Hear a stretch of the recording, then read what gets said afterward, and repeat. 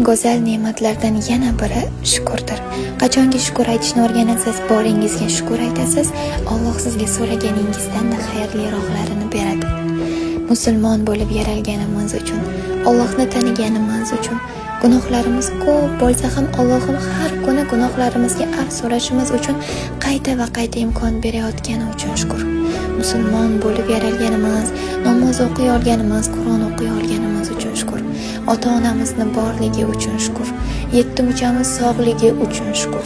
Shunday insonlarning farzandi bo'lganimiz uchun shukur. Har kuni quyoshni qanday yotishini ko'ra olganimiz, bomdod namozini o'qiy olganimiz uchun shukur.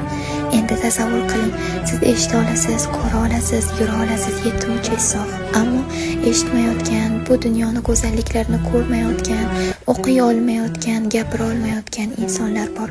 Ular ham shu holida bo'lsa ham Allohga qayta va qayta shukur aytishadi.